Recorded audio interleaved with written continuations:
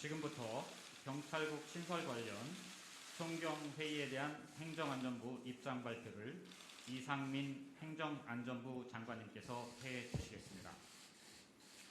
안녕하십니까. 행정안전부 장관 이상민입니다.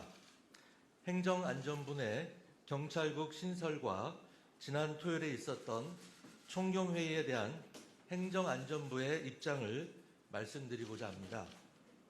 먼저 행정안전부 내 경찰국 신설과 관련해서 그 취지와 신설 배경에 대한 오해와 왜곡이 계속 누적되어 총경회의라는 초유의 사태까지 이르게 된 것에 대해서 깊은 유감을 표합니다.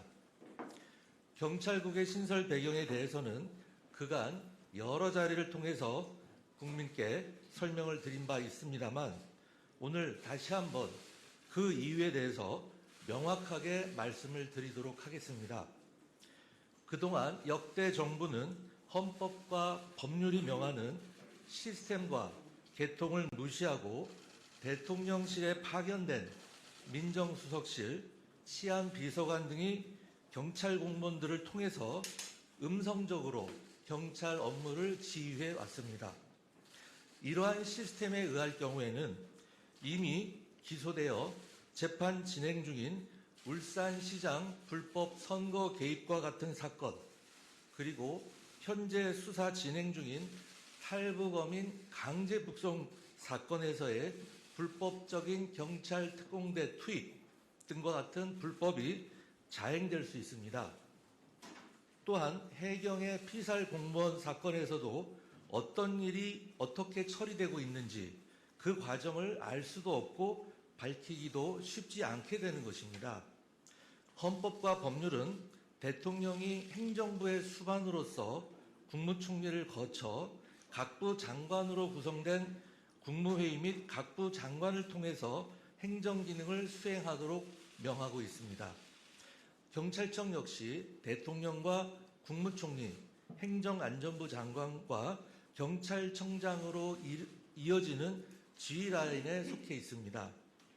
행정안전부 내 경찰 관련 조직을 설치하지 않는다면 헌법과 법률이 행정안전부 장관에게 부여하는 경찰에 대한 지휘 감독 의무를 수행할 수 없게 되어 경찰은 사법부, 입법부, 행정부와 더불어 완벽하게 독립된 제4의 경찰부가 되고 마는 것입니다.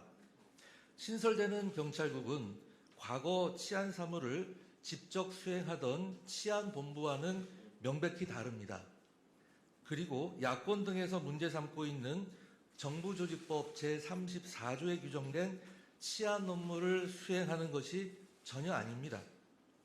법률에서 명백하게 행안부 장관의 권한과 책임으로 구체적으로 규정한 사무를 수행하는 데 필요한 최소한의 조직과 인력을 갖추는 것입니다.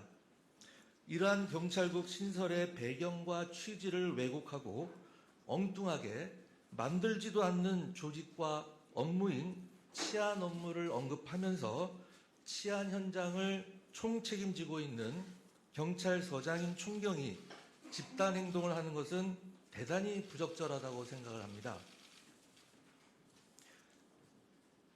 이들은 경찰의 독립을 주장하면서 경찰국 신설이 졸속으로 진행되었다고 주장을 하지만 선거로 선택받은 대통령이 구성한 행정부의 소속 장관이 경찰을 통제하는 방안이야말로 전형적인 국민에 의한 민주적 통제인 것입니다.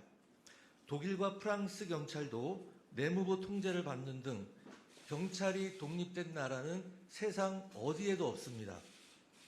또한 마땅히 이미 있어야 할 조직을 뒤늦게라도 만들겠다는 것인데 그 논의만 무한정할 수는 없습니다. 이미 일선 경찰과 국회, 언론, 시민단체 등을 통해서 충분히 공론화하였고 의견을 수렴하였습니다. 일부에서는 평검사 회의와의 비교를 하지만 총경회의에 문제가 없었다고 주장을 합니다. 하지만 평검사 회의와 경찰서장 회의는 명백히 다릅니다.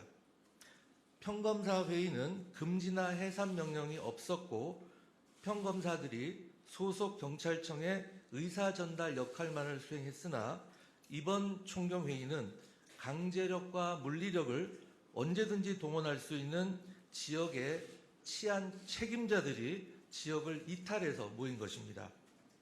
이번 총경회의는 경찰 지도부가 회의 시작 전에 그리고 회의 진행 도중에 명확하게 해산을 지시하였음에도 불구하고 적법한 직무명령에 불복종을 한 사안입니다.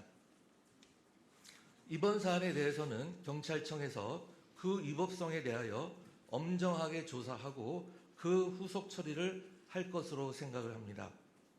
행정안전부는 지금까지의 노력과 같이 경찰이 국민의 인권과 재산을 보호하는 본연의 임무에 집중할 수 있도록 최선을 다하겠습니다. 감사합니다.